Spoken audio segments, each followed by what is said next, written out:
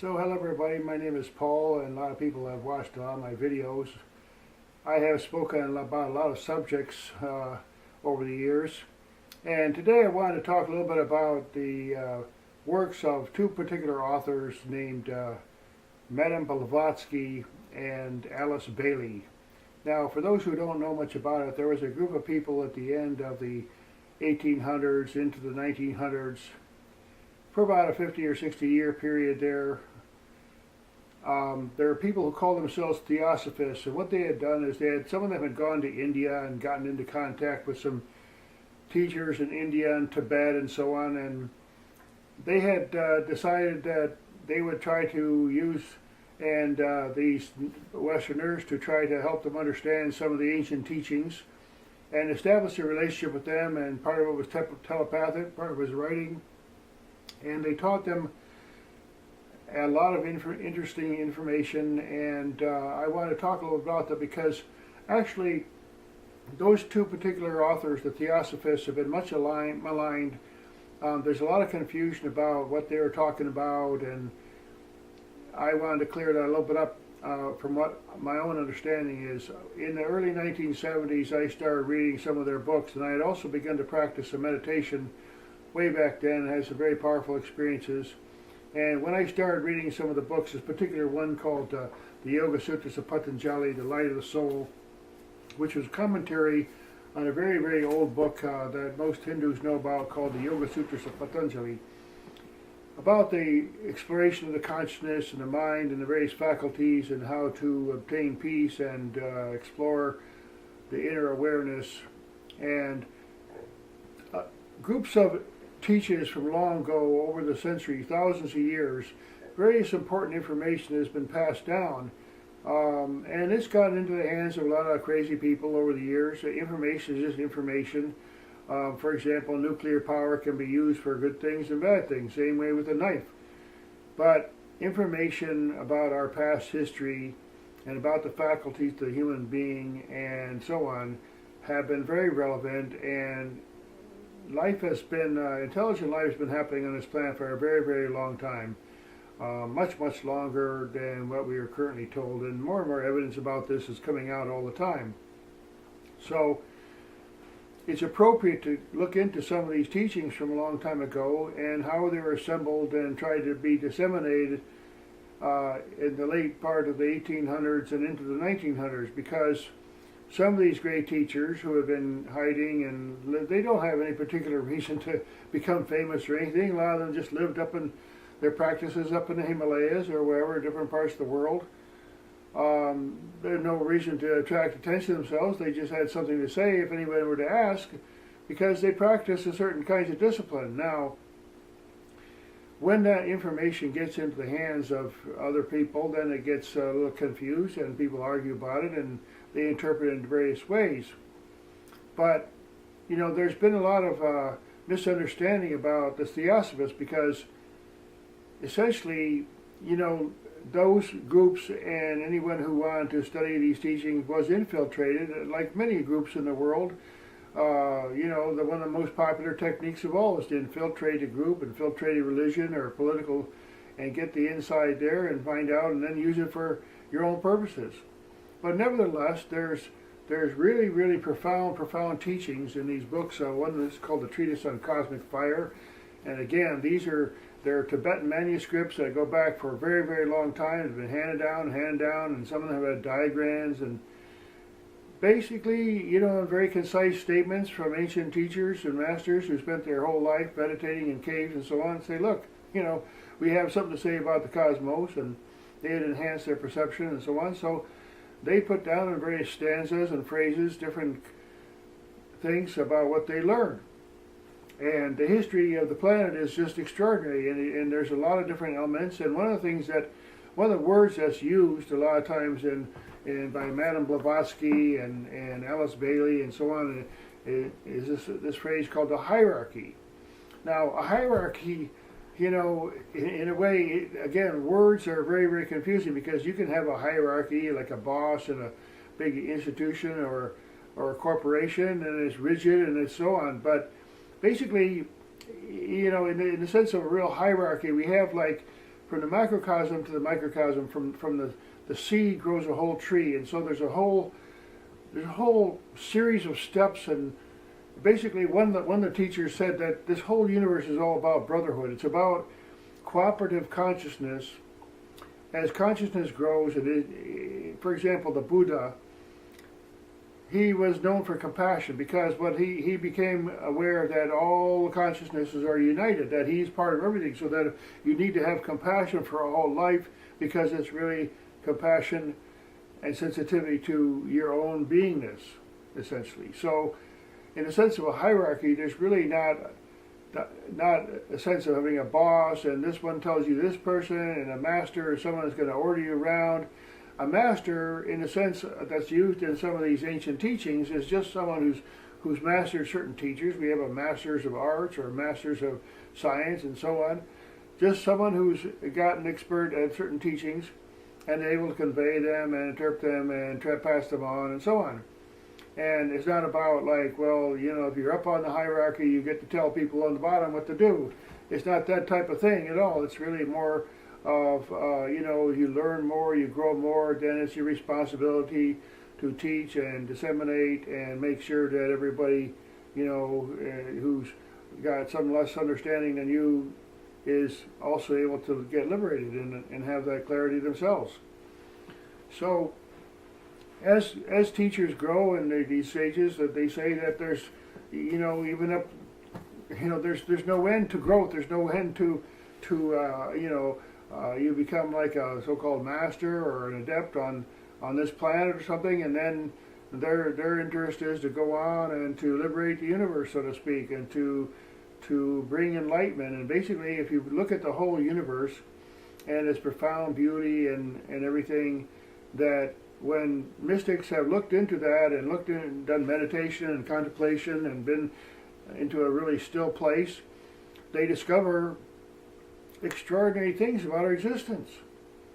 And they're trying to write them down, and not in any way of saying, well, this is the book and you got to listen to this book and this is it. It's just, this is some information. Make some clarity. If you want to know a little bit about what's going on, see if you can read this big fat book of 1,200 pages. People say, well, it's occult books and so on. Well, it's not.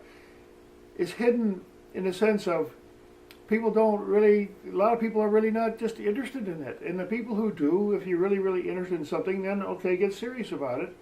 And, go and study diligently and don't take it lightly. But the first thing that we all need to do in our life is to have some personal peace and some clarity. And so there's a lot of techniques for that, and yogis and teachers have talked about that. So the first thing is just to get calm and get into a deep place and have some personal joy and peace, and then you can start exploring through your own inner awareness some of these things. Now, as far as the esoteric teachings of the Blavatsky and Bailey, I started reading these books when I was very young, actually when I was in my early 20s. And I just, back before internet, just read and read, because there's not much to do. We didn't even have much TV back then, So I did a lot of reading, and now a lot of these teachings have come out, and there's people who have really said bad things about Blavatsky and so on. Yes, the teaching of various kinds goes through various channels, and some of the personalities involved, they have their character or whatever, and they weren't necessarily saints, but they may have been dedicated and perceptive and knowledgeable and so on. So you can at least respect their diligence and their work and their knowledge, and then take it another step further, because again, it's not like a master in the sense of okay, well, I've learned this and I'm going to tell you what to do now. It's more like, if you're interested, I've learned a lot about a certain subject and can convey it. Now, these are very, very fat books, and it's very, very complicated, and basically, as far as what the ancient teachings basically said, you can go back to the Hermetica, Pythagoras. I mean, there's so many teachings.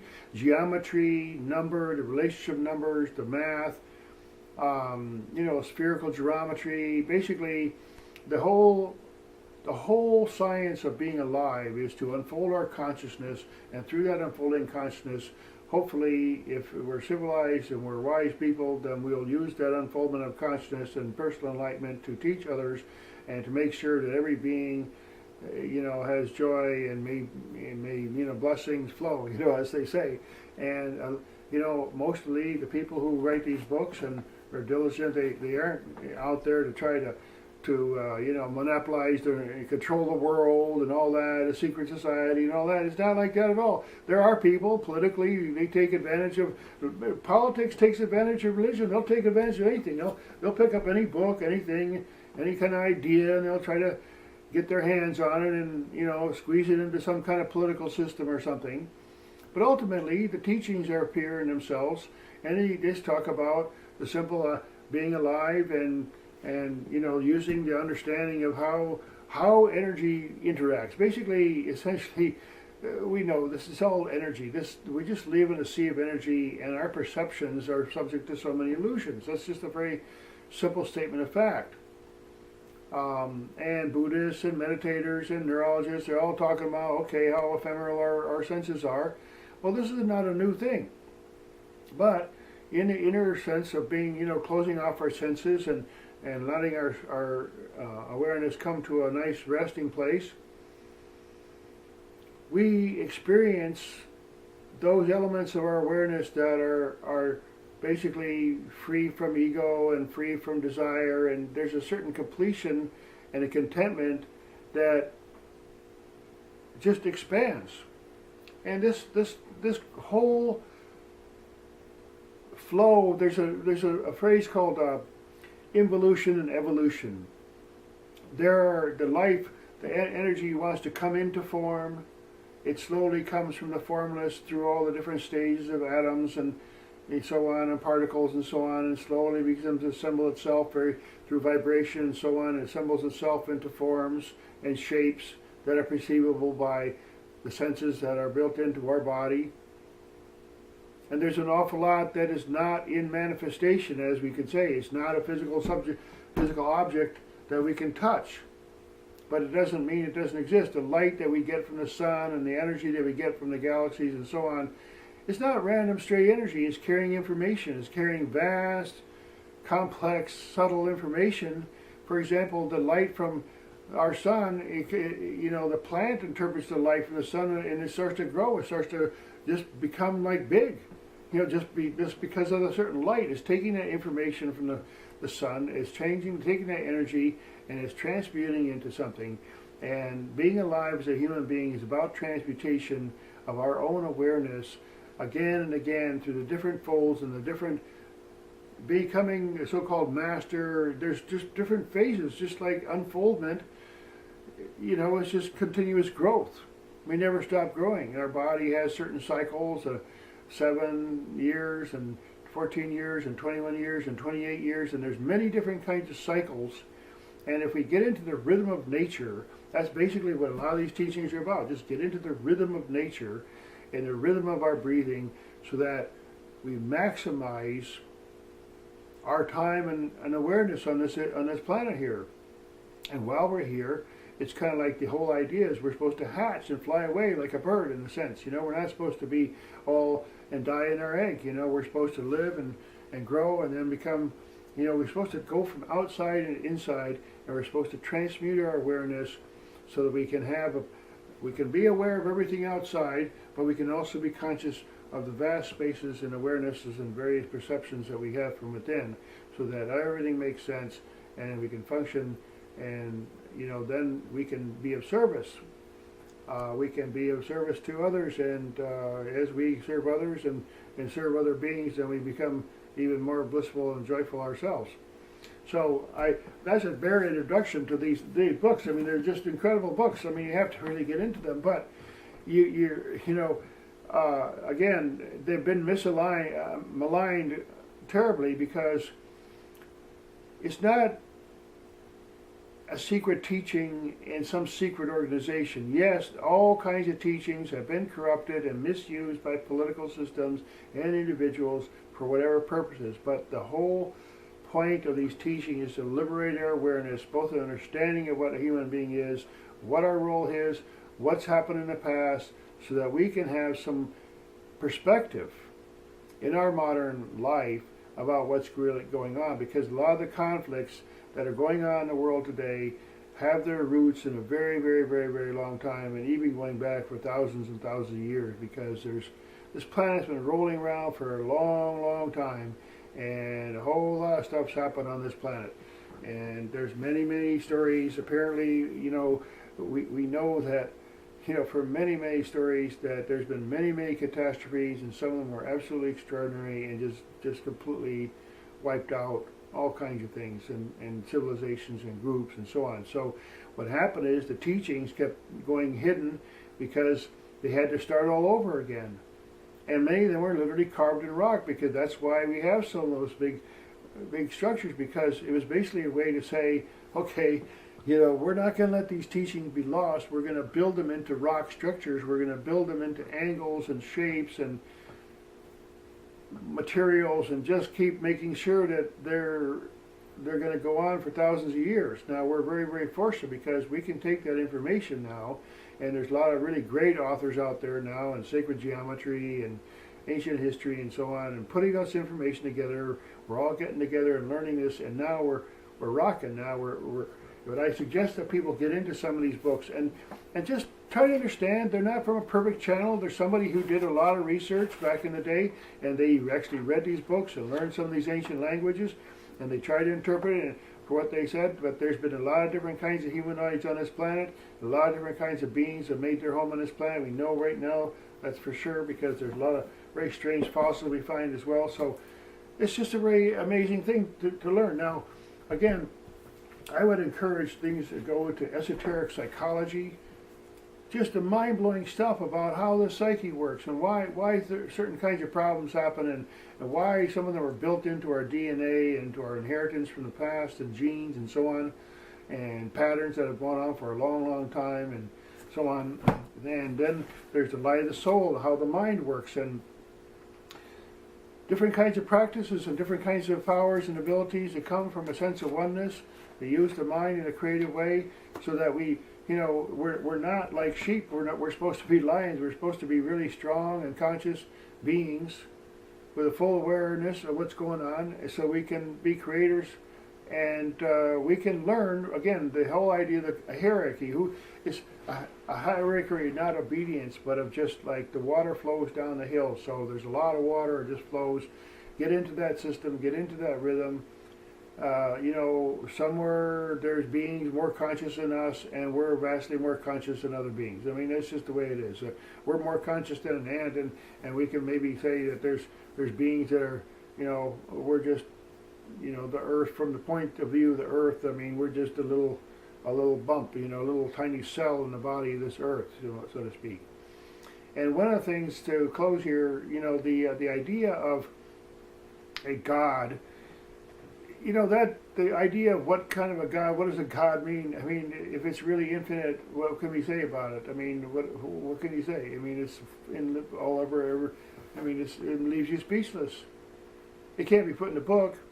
So, in terms of what the way that the ultimate, there's information, there's creative information built into the fabric of each universe. It flows out.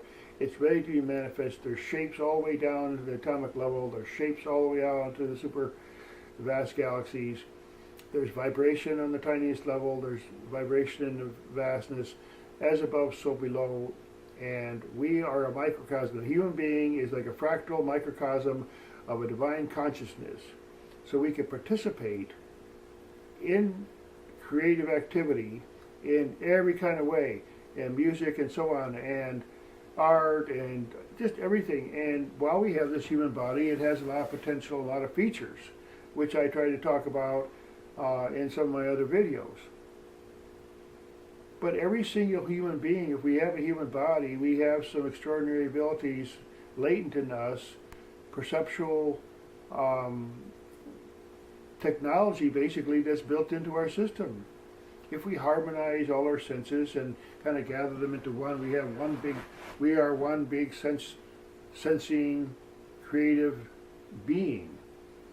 But we'll never harness that completely until we learn at least that something about the fact that we have that potential, and then we can experiment, and we can grow, we can learn the techniques, and we can study what other people have taught us, because this is the legacy for our human nature. This is our society has thousands of years of collecting information and understanding from the wisdom of some thousands of people, millions and millions of people, some of them extraordinary beings.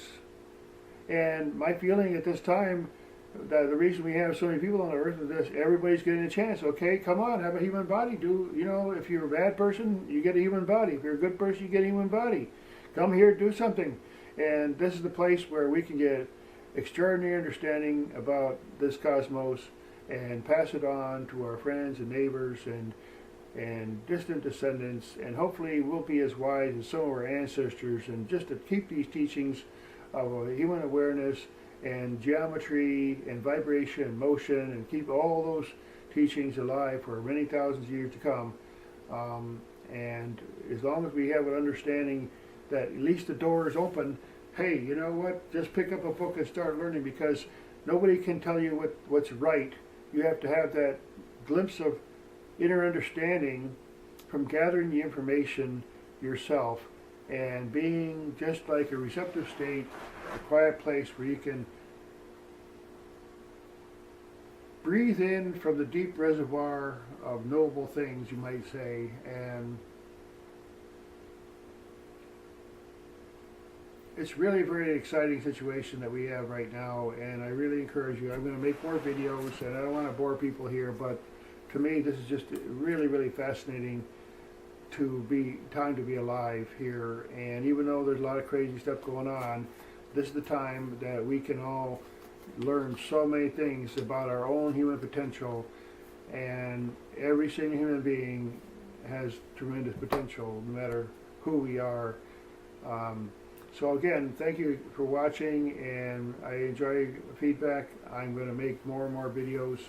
I started a new channel, Aladdin's Lamp.